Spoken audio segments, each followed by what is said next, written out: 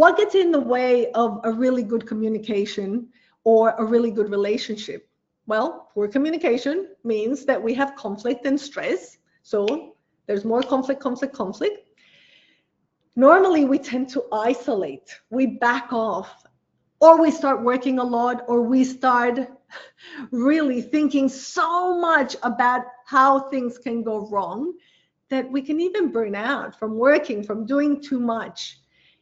And then this really creates a lack of feedback or a lack of support when we need it most, so we can be the best version of ourselves. So this is why I'm here to help you get a few really simple techniques. And we're going to go now through 3 different scenarios that hopefully you will feel really related to, that you feel that there's relevance to your day-to-day. And I want to give you 3 different frameworks that you can start applying straight away. Okay, so let's go with scenario 1.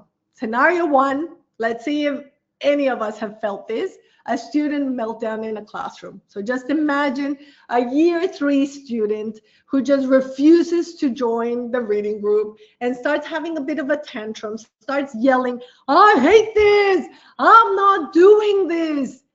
And this is all happening right in front of you. What is your reaction?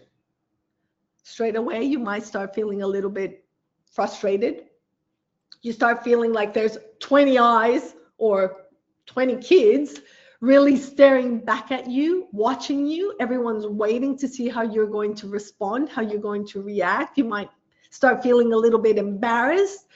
The pressure's on pretty much to react quickly because this tension is building, and the yelling is getting louder. So your heart might start to race. This is totally normal. We might start to perspirate, like start really sweating, and you might start getting triggered and you don't even know what to do. So one option could be to say, "Stop it, just sit down." But that might not solve the situation. Often that's what might come up first instance. So let's look at one framework. Now, I'm going to go through 3 different frameworks, but any of the frameworks can be used for any of the scenarios or any situation, whether it's at work or at home. So let's look at the first one: pause, label, and reframe. Okay? So pause. Why do we pause? Because remember the amygdala, the one that we have to keep in check so our thinking brain is on? That is the best and quickest way to do it. Regulate your tone.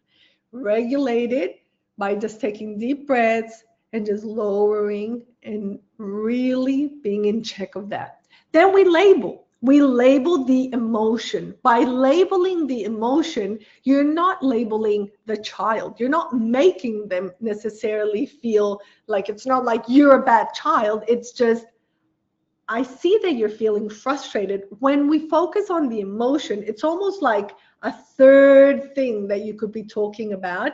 And it's a little bit like external to them. Yes, there are the ones that are frustrated, but you're not talking to them on a personal level. You are this person, you are bad. You're talking about this emotion that you're feeling that can be changed. So naming that emotion straight away lowers the intensity significantly. And then we reframe it. Let's take a short break and then we try together again. Or you can change it to any way, ensuring maybe you're feeling frustrated. Let's think about something else. Let's do something else while we calm down. So what's the brain fact here? I want you to understand, sometimes we actually know these things happen, but let me tell you what actually happens in your brain. So labeling an emotion actually reduces that activity of the amygdala. Remember the amygdala, the one that has all the emotions? That fear center, that frustration, that anger, big emotions lie here. So by doing that, it reduces by 50%, allowing then your prefrontal cortex or your thinking brain to really start thinking and be able to act and respond and reframe. So that's the first scenario. Now, why does it work? Well, because students start feeling heard and safe. Remember, the most important thing is ensuring that we feel safe and the person that you're talking to, whether it's a child, a student, and another adult, that they feel safe as well. So their amygdala, their thinking brain doesn't blow off, right? You stay calm instead of reactive, right? And this really helps for trust to grow between you. It's easier to reset and then move forward. Now, why is communication so important? Because 7% is words, only 7%, while tone, which we spoke about previously, and when just here when we said pause, really regulate your tone, it means that your tone is 38% and your body language is 55% of when you're speaking.